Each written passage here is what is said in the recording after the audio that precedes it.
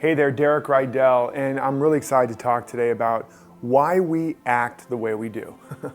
Why we do the crazy things we do. I think there's a song about that.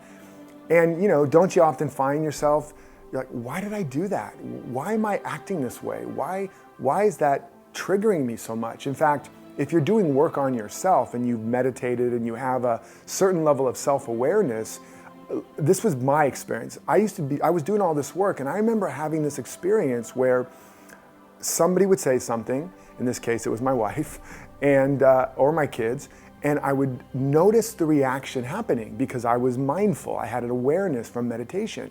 And I would notice it rising up. I would even notice the trigger, and I would be watching myself about to say and to do exactly what I knew did not work and was not a good idea, and even hear myself or feel myself going, don't do it, don't do it.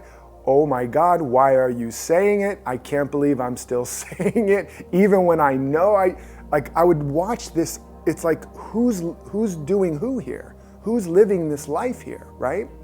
And if you relate, I'm hoping it's not just me, and I know it's not, I want you to understand what's really going on so you can begin to reclaim your power, reclaim your agency.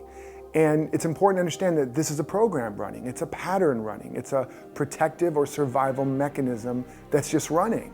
This is the meaning of the ego. The ego is system software, and it's just running.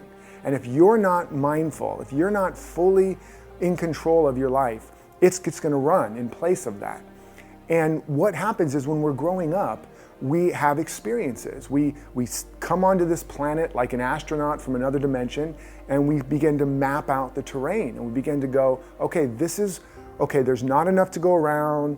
I'm not really supported here. People aren't really supported. If you want it, you have to do it yourself. And we start to map out piece by piece, what is this world? Based on our parental experience, based on our educational experience, etc. And then based on that, we also, how people are reacting to us, we determine who we are.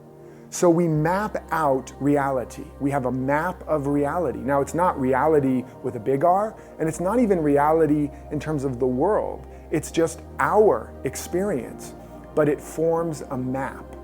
It forms a map, not just mentally, but we literally lay down neural pathways. It becomes part of our nervous system, a map of reality, a concept of self, and then we create a survival kit. And we create tools and strategies to survive in a world where there's not enough, for example, or survive in a world that's chaotic and out of control, or to survive in a world where people aren't really valued and appreciated, etc.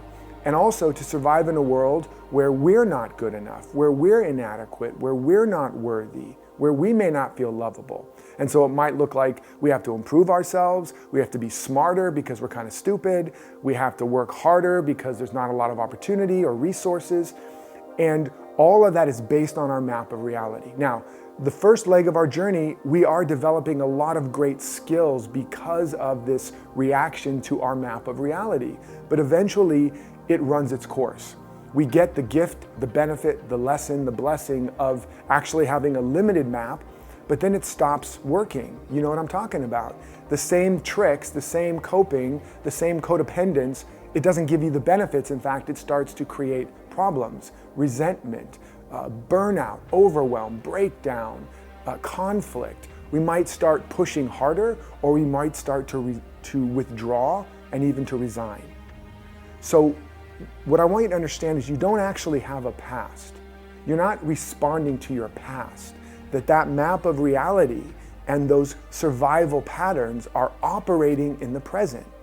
You're still, in some regards and in some areas, a 2-year-old, a 5-year-old, a 7-year-old. You might have a 7-year-old trying to run your business, or a 5-year-old trying to be in a relationship, and ironically, a 2-year-old trying to raise your 2-year-old. This is for real. It's happening now. So I want to give you a couple quick tips on how to start to recognize it and actually how to start to get underneath the seeming reality of your experience to what's really running you, because you don't have free will or real choice until you have expanded awareness, until you can see what's actually running you. it's running you unconsciously. And you think you're making choices, but really the pattern is making the choices. Okay? So take an experience you have where you're feeling triggered, and it could be by a person or by a certain condition. And become aware of that right now if you can. And you can always pause this and watch it again and take the time you need. But actually feel what you're feeling. Feel what you're feeling, not what you're thinking, because you might be thinking, that stupid person, that mean, disrespectful person, that bratty kid, that jerky boss, and you think it's about them, right? So you don't want to look at your thoughts just yet because you're projecting, your childhood template is what you're actually reacting to, your map of reality. It's not the boss in most cases, or the spouse, or the kid, or the condition primarily that you're reacting to. And if you stay with your thoughts, you're gonna try to change all those people and conditions, and you're gonna miss the real opportunity for change. And no real change will happen. You'll just keep repeating it, and it'll keep getting worse. So first, get in touch with your feeling. So you might be feeling angry, scared, sad, disempowered, hopeless, futile, whatever that is. Feel the feeling.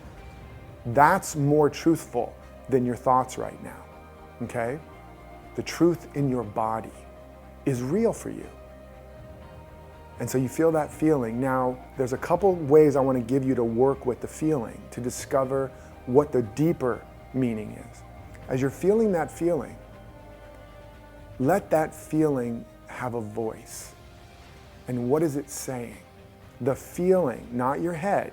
Your head will say, my jerky boss, my jerky wife, my jerky husband, whatever. But the feeling will say something like, I'm afraid they're gonna leave me. I'm afraid I'm gonna get fired. I'm afraid I'm gonna lose something.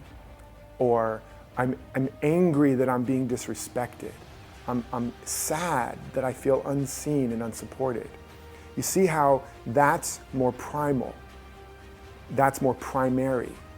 I feel disrespected. I feel alone. I feel unsupported. I feel unseen. You get it? That's primary. And now you can see what the belief is, what the core map of your reality is. I'm alone. I'm unsupported. There's not enough.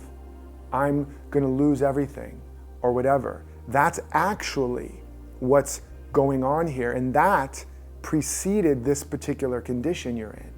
That feeling and that ultimate belief or map was created a long time ago, and it's still operating. And that signal of I'm lonely, I'm unsupported, there's not enough, I'm not gonna make it, etc. I'm not enough, there's not enough, I'm not enough. That signal is what's actually producing the experience, not the other way around. It's not the experience you need to change and manipulate. It's the signal. It's the belief. It's the map, okay? And there's a lot of ways you can do that. You can definitely, I'll give you a lot of other resources as you stay connected to me. But in general, the first step is become aware of the feeling. Become aware of the belief underneath it. And realize that's the frequency, that's the signal that's producing an experience to reflect back to you what you believe, not so that you'll change the experience, but so that you'll change the map. You get it? The experience isn't happening to you, it's happening for you so that you can see what you actually believe, the map of reality you're living in. So you can now create a new map, a more productive map, a more effective map. You get it? Now, here's one other technique. Feel the feeling and let the feeling take you back to the earliest time you ever felt that feeling. Now, don't think your way back. Feel the feeling fully. Give yourself permission to really feel it. Feel the sadness, feel the anger, feel the fear, whatever it is. And now trust and let the feeling take you back to the earliest moment you ever felt it. You'll begin to have a glimpse of a memory or memories. And as the memory starts to unfold, you are safe to be in it now. Notice the feeling and look around, notice what's happening, And now, from that memory, from that place inside of you, let that emotion have a voice again. Let it begin to say what it's feeling, what it's thinking about life, about you, and what is the decision you made in that moment. You decided something. I'm not enough. There's not enough. Life is scary and out of control. I'm not supported. And again, that's the mapping.